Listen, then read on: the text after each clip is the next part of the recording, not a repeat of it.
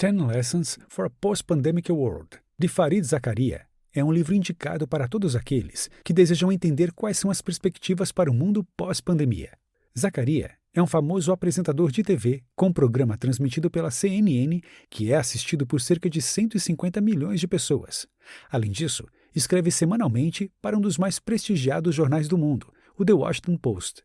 Neste microbook, você aprenderá quais são os efeitos a médio e longo prazos após a superação da terrível pandemia do novo coronavírus. Ficou interessado? Então ouça agora, em apenas 12 minutos, algumas das mais importantes reflexões sobre as primeiras décadas deste estranho século XXI. Preparação. A pandemia alterou muitos de nossos padrões, tanto de pensamento quanto de comportamento. No entanto, ela também revelou certos aspectos muito antigos de nosso mundo. Essa emergência em escala global destacou uma das mais antigas verdades sobre as relações internacionais, a de que, no fim das contas, os países estão por conta própria. Enquanto o surto se disseminou, nações que há muito cooperavam, por exemplo na Europa, fecharam suas fronteiras e se concentraram em sua própria sobrevivência. Isso não surpreenderia os acadêmicos e estudiosos da área, que notaram que a diferença mais relevante entre a política interna e a externa é que, nesta última, não existe autoridade suprema, nem governo mundial que possa manter a ordem. Essa condição básica levou muitos pensadores a interpretarem a realidade sob a chave de um cenário internacional de competição e conflitos perpétuos. Thomas Hobbes, notável filósofo político do século XVII, descreveu os estados nacionais como gladiadores com as armas apontadas e os olhos fixos uns nos outros. Entretanto, a história está repleta de oscilações. No último século, os países passaram mais tempo em paz do que em guerra. O comércio, as viagens e os investimentos internacionais dispararam. As nações criaram mecanismos e instituições para cooperar e resolver problemas comuns. Para Zakaria, a Covid-19 atingiu um mundo que obteve sua estrutura essencial nos anos que se sucederam à Guerra Fria. Com o arrefecimento da rivalidade entre as grandes potências e a globalização, os países se aproximaram por fortes laços de interdependência. Contudo, a integração econômica também gerou contracorrentes. À medida que os países lutavam por vantagens e novos competidores se tornavam perigosos antagonistas geopolíticos. Nesse mesmo período, a chamada Era Digital garantiu que tudo, bens, serviços, culturas e ideias, se movimentassem em velocidade alucinante. Assim como a doença, esses fluxos, tangíveis ou intangíveis, ainda correm por todos os cantos do planeta, mas nenhuma nação pode moldá-los por conta própria. Dito de outra forma, todos estão conectados, mas ninguém está no controle. O mundo em que vivemos é aberto, rápido e, portanto, instável. Seria difícil trazer estabilidade a algo tão amplo e dinâmico. Não obstante, em qualquer sistema dessas três características, amplo, rápido e dinâmico, só é possível, segundo o autor, manter duas. Um sistema amplo e rápido, como o atual, será inerentemente instável.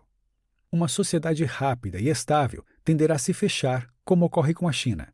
Se o sistema for amplo, no sentido de aberto, isto é, com liberdades individuais e coletivas devidamente respeitadas, e estável, provavelmente será lento. O livre mercado não resolve todos os problemas. Não é difícil entender por que as pessoas ficam nervosas atualmente. Um mundo de livre mercado, em rápida evolução e inauditas mudanças tecnológicas é, para dizer o mínimo, francamente assustador. Nesse sentido, uma resposta comumente oferecida ao público é fechá-lo. Donald Trump, presidente derrotado nas eleições estadunidenses de 2020, e outros populistas querem impedir a entrada de imigrantes e restringir o fluxo de bens e serviços. Almejam ainda preservar de algum modo o que consideram como a essência da cultura existente em suas nações. Eles buscam retornar a alguns dos caminhos do passado, geralmente uma época de grandeza imaginária. Zakaria sustenta que nunca houve um jardim do Éden. Os períodos dos quais as pessoas se lembram com nostalgia eram, na verdade, muito mais difíceis do que o presente. Pense em como era a vida na década de 1950 se você fosse uma mulher, homossexual ou fizesse parte de uma minoria étnica.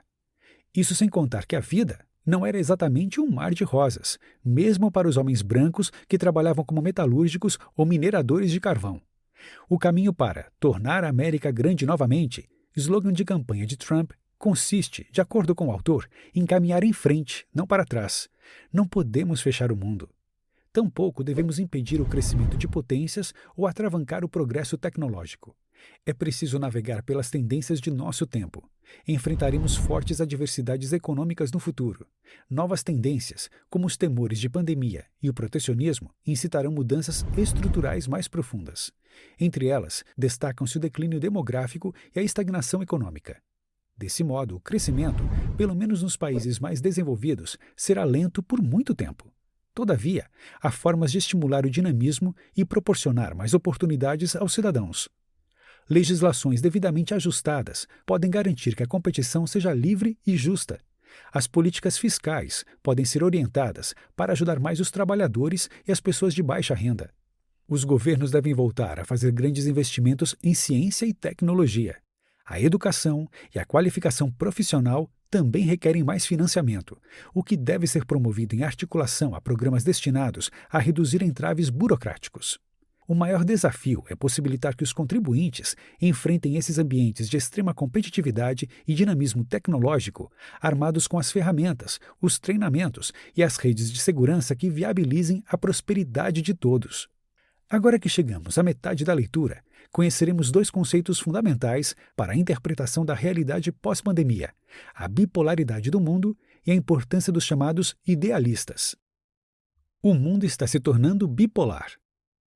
Nosso autor cita o jornalista George Packer, segundo o qual, durante as primeiras semanas do surto de Covid-19, todas as manhãs do interminável mês de março, os estadunidenses acordavam para se verem cidadãos em um estado falido.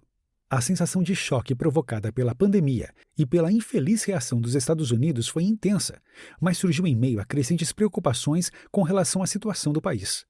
Desde a crise financeira de 2008, que afetou significativamente a reputação da maior potência mundial, muitas pessoas temiam o colapso total da civilização ocidental.